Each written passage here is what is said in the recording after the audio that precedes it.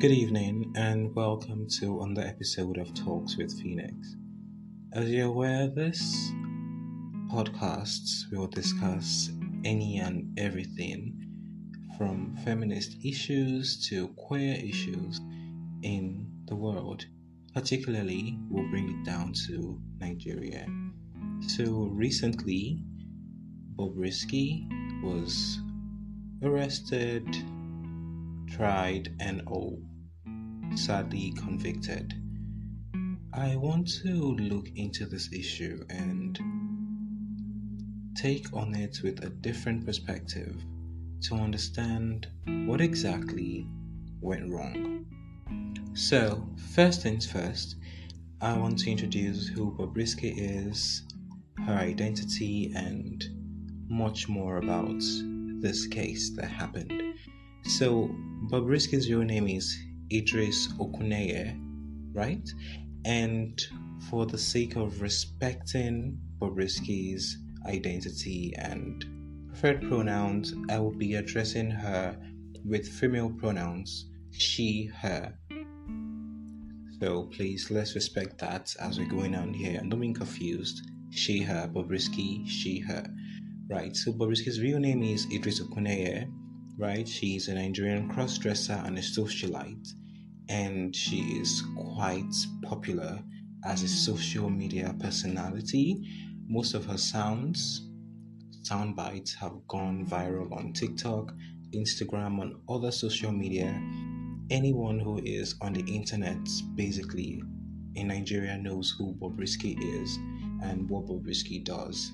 Bobrisky is also quite intimate with some actors and actresses in the Nigerian film industry, Nollywood, and it's been sort of an experience to see such an openly queer person on the Nigerian entertainment stage, having this much attention and power, if we'll say, for being in the spotlight for so long and not having been brought down. But unfortunately, she has been brought down. Okay, so it's alleged that Bobrisky is transgender, that she has, gotten this, sexual reassignment or realignment surgery. I'm sorry for the confusion. Right, that she has gotten those surgeries and she is now physically female. However, as identified in court, she said that she is a man. I'll come back to that. So let's go on with who Bobrisky is. So Bobrisky has been open about her gender transition online, but she identified as a man in court. Now this brings about a dichotomy about sex and gender. So if you present as female to the world, you use makeup, you dress like a woman, you use all the accoutrements of ladies, right? You're generally perceived as a woman. However, if your sex, the physical manifestations of your gender does not match of your sex doesn't match your gender, then there kind of like appears this disconnect, especially in the brains of heterosexual or cis heterosexual people. And cisgender here means your sex matches your gender. So basically, Bobrisky's gender is female, however, her sex is male, which means she still has the biological features of a man, right? Okay, so Bobrisky was arrested by the Economic and Financial Crimes Commission, EFCC, on March 24, 2024, this year, basically. So the crime she was alleged for was naira abuse and money laundering, right? And so when this arrest happened, it was shocking because what do you mean naira abuse and money laundering? I think the other charge of money laundering was dropped, right? However, while in the EFCC's custody, Bobrisky pleaded guilty. Now, maybe she got this legal advice from her lawyers since she was a first-time offender, and maybe she was going to get she was going to get fined and just pay the bail and something like that. Maybe that was their hope, right? However, things didn't pan out that way for Bobrisky, unfortunately. So Bobrisky pleaded guilty, basically. There was this image that went online of her holding this kind of like placard with her name, supposed crime, and then pleading guilty to it. Now, it came as a shock. People were like, there were kind of like mixed reactions. There were people who were shocked by this and people who were gleeful. However, the core thing that shocked people was the Naira abuse. What is Naira abuse? It's kind of like many Nigerians have never heard of this charge before. What the hell is Naira abuse? We got to know that Naira abuse is if you deface the Nigerian currency, you disrespect it. Let's say you make a video of you, cutting up the Nigerian Naira notes or burning it or stepping on it, right? That is going to be seen as Naira abuse. So basically doing anything disrespectful to the Naira. And since the Naira is the Nigerian currency, right, you defacing the Naira is indirectly defacing Nigeria's sovereignty and economic power, basically. I think that's the idea behind this charge that was leveled against Bobrisky. So, Bobrisky, Naira abuse. Well, the question that then came on was, everybody does that. Why was Bobrisky singled out, arrested, and charged? Why Bobrisky? Because the thing about Nigeria is that we are very exuberant, jubilant, and extravagant people. When we go to parties, we spray money. Birthdays, we spray money. Weddings, money. Some funerals, money. Like, the richer you are, the more we expect you to spray money, throw money, do whatever you want with money. People will rush to pick up the money. People will step on the money because they don't care about the amount that is on the floor. It's kind of like every single person does it. Any socialite, any politician, any kind of marginally wealthy person in our country does that with the Naira. Right? They even do that with pounds and dollars. They spray money. We spray money. So why did this happen? And then they were like, there's kind of like, assertions that it was in an event that Bobrisky attended where she was spraying money and then was either stepping on the money, or it just became so confusing. However, other people raised up the fact that there were also other people there at that party who were doing the same thing. And then they had thousands of videos of Nigerians spraying money and stepping on money. Why did the EFCC not go after them as well to make everybody a collective, to give or to mete out a collective punishment on all of them, basically, to show the Nigerian people that all these people did this thing wrong and all of them will be punished? Why go only for Bobrisky? This was confusing. But then we say, okay, let's sit back and see what's going to happen. Well, this is Bobrisky. Bobrisky has connections, right? Bobrisky knows people in high places. Bobrisky's pleaded guilty. She just be fined, because the kind of like something that comes with this is that you either get a 50,000 naira fine or 6 months, or got 6 months in prison, right? That is kind of like the punishment that comes with this charge. However, we say let's sit back and see what happens. Maybe like Bobrisky is just going to get fined and she will bail herself out, and the Mummy of Lagos will be out. So Mummy of Lagos is one of her pseudonyms, basically. So Mummy of Lagos will be out and free and all of that. Well, things didn't really turn out that way, because Bobrisky faced a 6-count charge with 4 counts related to Naira abuse and 2 counts related to suspected money laundering.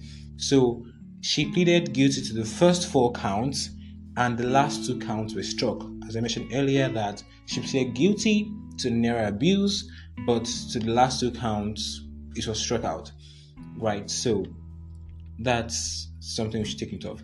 And recently I saw a video of a Nigerian lawyer or thereabout talking about this charge specifically, that if Bobrisky had pleaded not guilty, she could have dragged out this case in court while still being free. Because to prove Naira abuse, according to this lawyer, is that you must provide the naira that has been abused. So this supposed naira that has been abused should be provided. It must be verified that it's actually the naira, it's actually a real naira note, and many more things, right? But Bobrisky pleaded guilty, and I thought, and maybe she thought, and the lawyers thought she was going to get a lighter sentence or just get fined, because what's 50,000 naira to Bobrisky? So Justice Abimbola Awuboro of the Federal High Court in Lagos, right, who was the one in presiding on this case, right, Justice Abimbola Awuboro of the Federal High Court in Lagos sentenced Bobrisky to 6 months in prison, with the sentence commencing from the date of her arrest, which was March 24. Right, so the judge stated that the sentence would serve as a deterrent to others who abuse the naira. Take note of that again. The judge himself stated that the sentence will serve as a deterrent to others who abuse the naira. So which means that basically Bobrisky is just going to be a figurehead to other people who are going to abuse the naira, that don't do that, else you become like Bobrisky. You become a new Bobrisky, you'll be arrested and you'll be jailed, and you're going to spend 6 months in prison, which is quite unfortunate. So Bobrisky will serve her sentence at the Ikoyi Correctional Center, and due to her identification as male in court, she will be housed in the male section of the facility, right? So the Nigerian Correctional Service has assured that Bobrisky will receive adequate protection from potential harm. So let's focus on several key issues here, which I'll call the Bobrisky dilemma. Many young Nigerians know Bobrisky to be someone full of confidence, charisma, and is unapologetic about her gender identity and expression. And though we could say many Nigerians hate her, but in a way we still have a love-hate relationship with Bobrisky, because she is a comedic personality, if we are to be honest. Right? And I want to pick up this issue of cross-dressing, because Bobrisky started out as a cross-dresser. And if you look at the online comedic landscape in Nigeria, cross-dressing is ingrained into our comedy, into our skits. Because let's find another popular cross-dresser who is James Brown. But I don't know, James Brown, we still address James Brown with he, him. So basically James Brown, he, right, is not as popular as Bobrisky, mind you.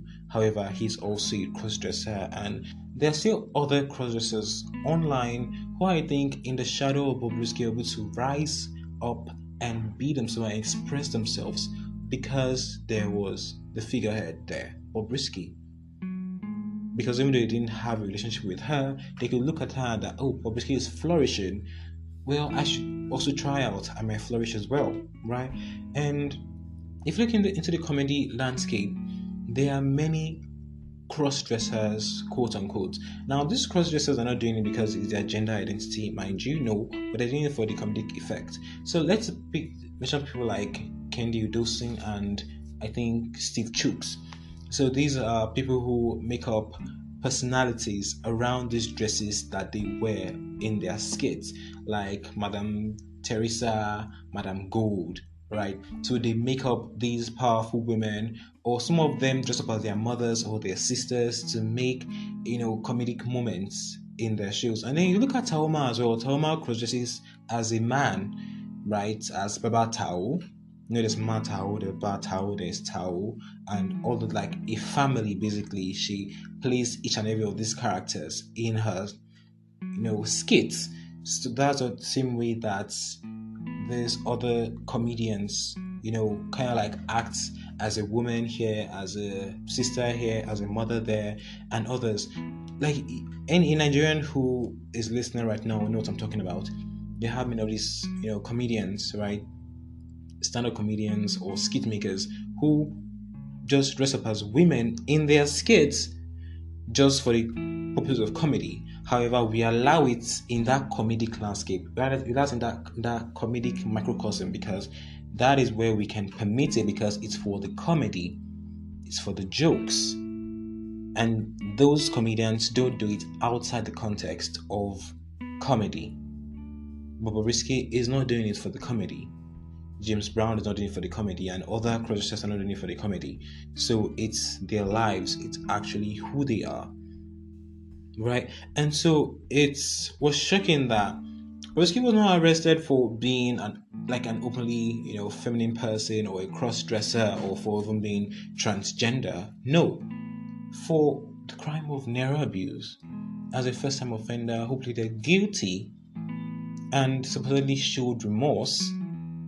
Why was the option of, and get this, she was sentenced to 6 months in prison with no option of a fine or even getting bailed or nothing, which means she must spend 6 months in prison.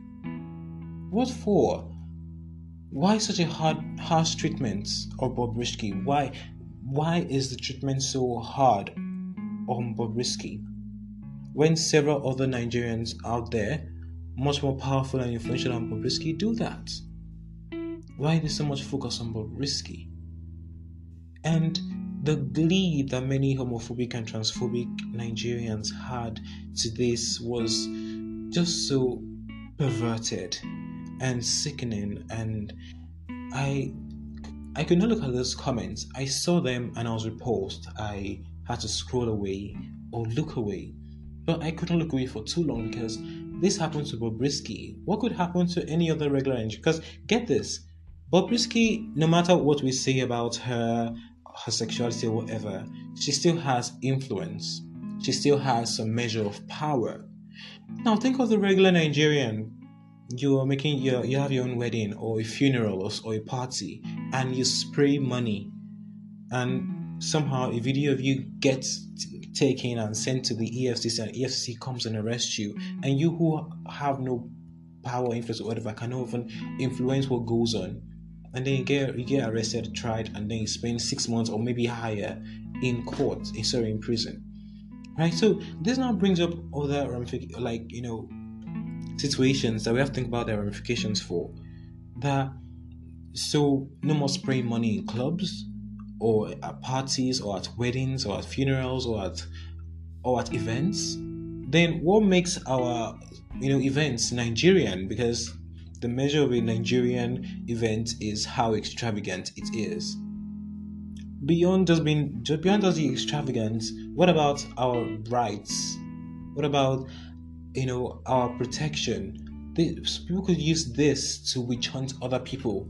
Oh, I don't like you. I saw you spraying money the other time and I took a video of you. I sent it to the EFCC. You're going to get arrested. You're going to spend 6 months in jail. Right? And the other things. Now, let's look beyond that. I want to focus specifically on Bobrisky's issue, because that is the core of today's episode, the Bobrisky dilemma. Because Bobrisky was arrested, but what many people were concerned about wasn't even the narrow abuse, was not the charge, was not the arrest. No, it was what was between Bobrisky's legs. It was Bobrisky's sexual and gender identity. That's what concerned them. Oh, Bobrisky has been arrested. Is she staying? And I think I made a slip up saying his for Bobrisky. I'm sorry about that. They were more concerned about what was between her legs. What part of the jail cell was she sleeping in?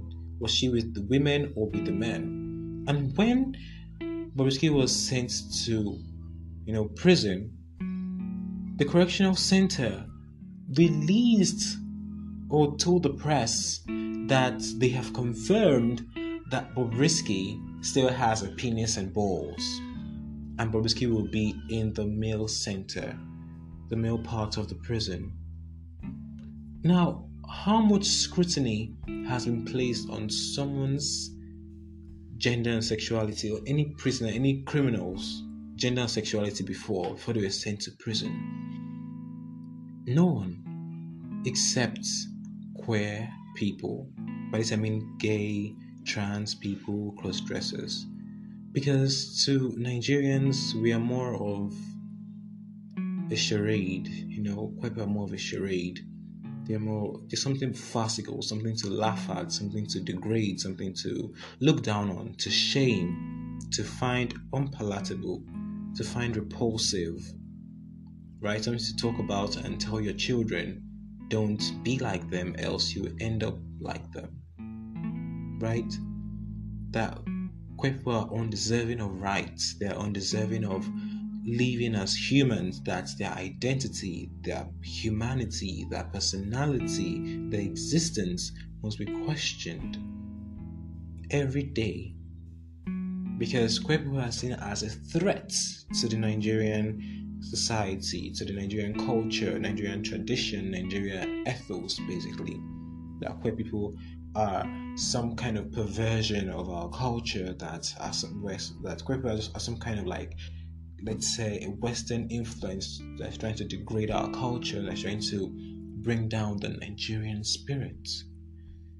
And it's so sad to see these perspectives on people who are humans, people who are trying to live their lives, people who are not, mind you, harming anyone, but are basically advocating for their right to live, to exist, to love, and to be. Now, what happened to Bobrisky is basically a witch hunt. Because let's assume Bobrisky was just a regular woman or a regular man, a cis hetero man or a cis hetero woman, right? And let's say she was a Christian or something, let's say Bobrisky fits into the boxes, the stereotypes in society. Let's say Bobrisky is, a woman, a mother, a Christian, or, an influence, like married to a politician and the likes. If Bobrisky had been in court, the judge might have given her a fine or sent her to jail and given her the option of, bail and something else. Basically, the punishment would have been lenient, exceedingly lenient. But no, Bobrisky does not fit into those brackets, those boxes. So the judge had to bring her down. The judge had to pummel her with the full force of the law. The judge had to do that so he could allegedly intimidate other queer people. Although the judge said it's to, intimidate and deter other Nigerians from abusing the naira, there's an implied layer to this, which I think could be inferred from this based on the treatment of Bobrisky, that if you are queer and you are caught doing what Bobrisky did, then you likely face a similar charge, a similar end as Bobrisky. So this was a witch hunt. Maybe Bobrisky has offended too many people, or Bobrisky has been too loud, Bobrisky has been too open, Bobrisky has been too many things, and so we had to bring down Bobrisky. We had to, make her eat her own words, that she's not untouchable, that she can be beaten, broken, and brought down. Look closely at this. Because in Nigeria, we suffer so many injustices. We deal with a lot of things, a lot of pain, hurt, trauma, that we become so numb to them. We accept them, we move on, we then take this suffering as the Nigerian spirit. Because we are of the idea that when we leave Nigeria, we are going to spread our wings and fly because Nigeria made us better. The kind of expression where you say, what doesn't, kill you makes you stronger, right? That kind of idea, that kind of, mentality that is killing us. That we accept whatever happens because it happened to them. It happened to Bobrisky. It happened to the other. It's not happening to us. We are different. When the law picks you, You are no longer us. You are now part of them. You are now brought down, broken. The NSAS movement showed us that. Other movements against police brutality, against government oppression showed us that. I want to say this, so please kindly listen closely to this. We're going to talk a bit more. It's going to be a bit, let's say, academic, pedagogical, but I'll try to simplify things. So, Bobrisky's arrests and conviction reveal a class struggle between the elite and the marginalized. Although Bobrisky is not particularly in the marginalized in terms of, let's say, class, social class or wealth, Bobrisky is still marginalized because of her gender and sexuality. While the ruling class might see Bobrisky as a fad, she might have gotten too close to the ruling class. She might have gotten too close to have offended their sensibilities that she had to be brought down. Because of recent, at a movie premiere, right, Bobrisky won the award for the best dressed female. You could imagine the outrage. What? Bobrisky is a man. They refer to Bobrisky as Shim, like a merging of she and him. Shim or she-male.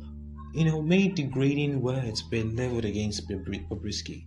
That why would she accept that reward? That she's a man. That her name is Idris. That she ought not to accept that award. That the organizers ought not to have given her that award. There was so much outrage at Bobrisky receiving the award for the best dressed female. They were not taking note of the account that Bobrisky presents as female. Bobrisky does everything as a woman in public. Bobrisky presents, acts, and is a woman in public.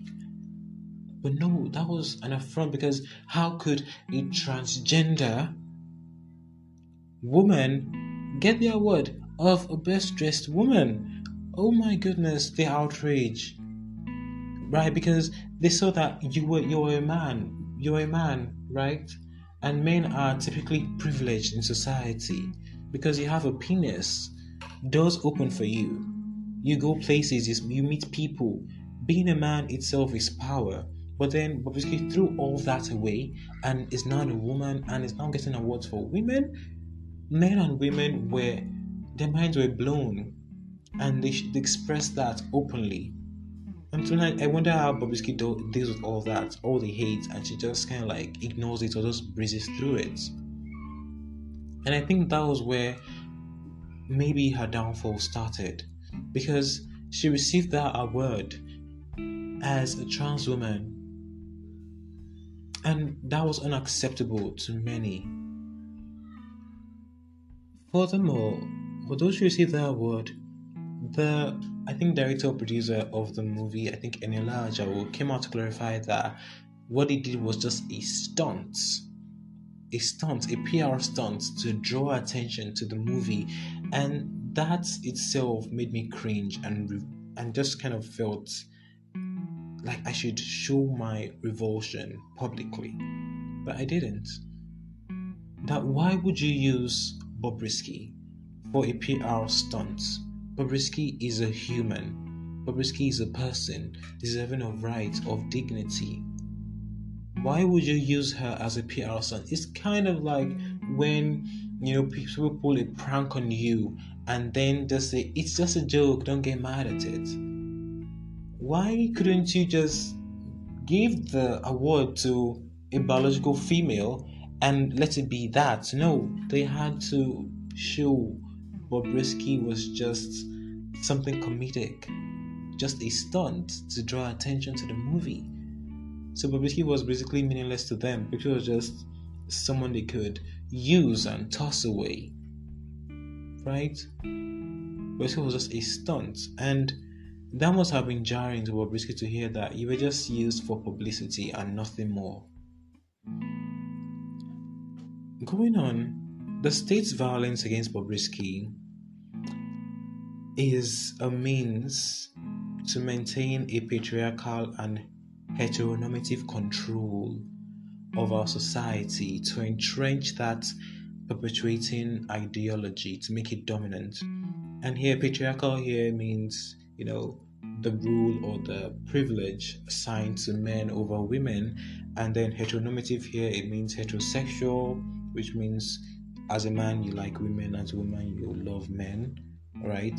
Normative means the norms and the situated ideals and ideology in our society. So this judge might have been trying to keep this ideology dominant, to beat Bobrisky down, to signal to others that in Nigeria we have a cis hetero patriarchal system that must be maintained. That although we allow the existence of queer people as a joke online, to just see you and laugh at, if you come too close to power, we'll kick you down. So by criminalizing Bobrisky's gender expression, the state has in a way reinforced the gender binary there in our society. Because now Bobrisky's gender and sexuality was monitored throughout the case to her imprisonment. And now she's in a male cell. And if you go online and check, you'd see the horrendous rape jokes that men and some women are making about how she will be raped, how permit my language, her ass will be destroyed. Many of all these things are said, the blatant rape jokes. And people see nothing wrong with that, which is wrong. Right? And I want you guys to understand this, that gender is a social construct that is used and created to maintain the dominant ideology and class divisions in our society. When I say gender is a social construct, I need you to separate it from biology. Yes, biologically you have a penis, you have a vagina, you have big breasts and stuff. You menstruate and others, you might be able to bear children and the like. So that may make you sexually a woman or a man. And let's not ignore, gender non-conform. I mean, sexual people who don't fit into that binary of like intersexual people, right? And when we just say that since you're a man, since you're a woman, these are the roles you must perform, then that is gender. Gender are the roles that the sexes perform in society, basically. This is a simplified take on this, mind you.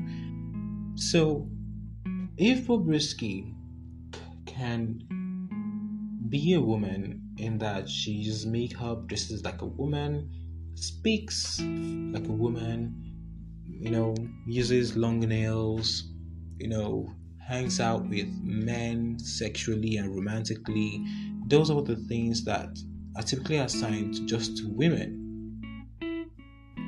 Then is she not a woman? Speaking in terms of gender, not in terms of sex, because when people get themselves into a knot is they can't separate gender and sex. It's always meshed together for many people. Sexually, biologically, Bobrisky is male, but genderly, performatively, she is female. Right? So I see where I'm coming at. Good. So Bobrisky's gender non-conformity challenges everything we know in our culture in Nigeria, or at least what we've been taught is our culture, and it threatens the status quo in our society.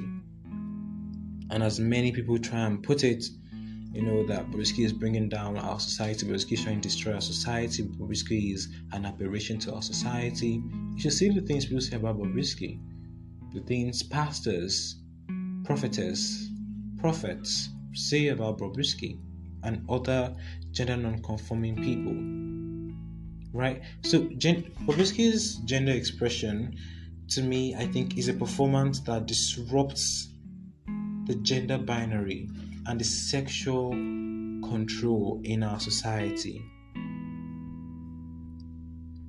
because it challenges the notion that gender is fixed and immutable. Bobrisky shows us, and I want us to learn from her here, that our identity is not reducible to a single category, that it defies the logic of traditional gender norms.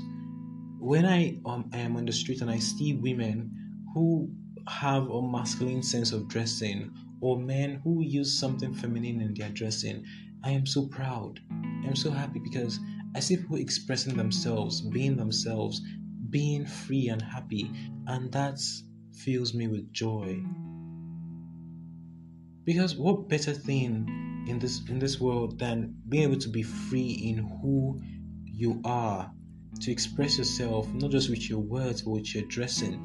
Because I see fashion, I see style as an essential expression of our innermost being, giving words to our feelings, our existence through clothing. Sometimes what our words can express, our dressings can express that. So there's this scholar, her name is Judith Butler, right?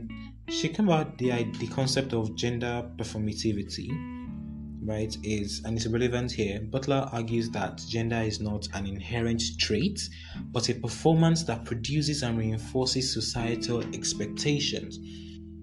So when you have a woman who dresses like a man, has masculine energy, and if you look online, many people are saying that women these days are more masculine. When you have a woman who does performatively the things men are traditionally supposed to do, then you now see how our sex does not determine our gender or our societal roles, because we can flip the switch, we can do whatever we want. A man can cook, a man can be the best in the kitchen, and the wife could be the one any more than the man, right? Flipping the gender roles, everything on its head. And this is a whole lot, it's very complex. I know. I don't want to go into this abstract realm that might confuse many. Right? Let me just bring it down. Let me dial it back. It's that you can be what you want to be. You can, as a guy, you could wear a suit and tie a scarf around your neck and say that's your tie. As a lady, you could wear baggy jeans and, some kind of crop top, but then you use rings and jewelries that are usually associated with men. You can break that binary. You could express, like, have you seen fashion? Basically, that's what I want to ask you. Have you seen fashion? Do you see fashion shows? Because I do. And I'm so fascinated with the way they break not just gender binaries, they also break what? Gender itself. They break the whole idea. You see someone who is dressed as a space alien, you see someone who is dressed like a doll, someone who is dressed like a plant or a concept. Now that's fashion, that's expression. Why limit ourselves when it can be so much more beyond the measure? So, Bobrisky's performance of gender challenges these expectations that the dominant ideologies in our society places and imposes on us. Moreover, the decriminalization of Bobrisky's gender expression is a form of biological power, right? Which refers to the control and regulation of individual bodies and lives by the state and other institutions. So Bobrisky's arrest and conviction demonstrates how this biopower is exercised to maintain the gender binary and punish those who deviate from it. So I want to round up with this that you can be someone who fits well into the traditional binary of male and female. There's nothing wrong with that. It's not a must that you break the gender binary for yourself. However, you should not demean, dehumanize, and demonize people who break this binary. Yes, this binary has worked for, let's say, centuries for many people because typically majority of humans are cis heterosexual. They are cisgender. You are female, your sex matches your gender, you like men, you're that, and that's it for you. Good, my love. That's for you. But this binary has excluded others. It has placed other people in the margin. Because for centuries there have been bisexual people, there have been gay people, there have been lesbian people, there have been transsexual peoples, transgender peoples, asexual people, and many more. If you look at ancient civilizations, ancient societies, you'll see that they acknowledge this. The Amerindians, the Indians, the Native Americans, they have the notion of the two-spirit people. The Hausas, they have the concept of the Yandaudus. And even in Yoruba land, here, remember I saw this man, I think he's a traditional worshiper and studies Yoruba mythology. It was about that, how even in Yoruba cosmology, it acknowledges queer people's existence. However, over time, due to global politics, colonization, and many more things, we lost all of this. It became criminalized and outlawed. So, seeing queer people on the streets, on your TV, and on all is not some kind of agenda or indoctrination or whatever you want to call it, or that we don't have anything queer in Africa. No, these people exist. It's totally natural. They exist. No matter how you don't want them to be, they exist. And Bobrisky is one of them. And if you can't look past your bigotry to see the humanity in Bobrisky's existence, then are you human? If you can't look at Bobrisky and see someone who is human, beautiful, and capable of existing as a loving person that can love, that can be, that can breathe, feel, then are you human? Or are you a charade of a human? Are you just a facade of what humanity is? Or does humanity even exist? To make rape jokes about her and all of that. So the Bobrisky dilemma, I say, is a challenge to everything you know about gender and sexuality in the Nigerian social climate, where you get to question and be and see how people are marginalized and also oppressed. Put yourself in their shoes and know that not too long you might also become another example like Bobrisky. So that is it for this episode. I never imagined I was going to speak for almost an hour. Thank you for being with me through it, and I appreciate you for listening. So please kindly drop your comments in my email or on this episode. Let me know what you think. Let me see what are your own unique perspectives on things. I would love to see that. So thank you, and until we meet another time. This is your ever grateful host, Phoenix. Thank you.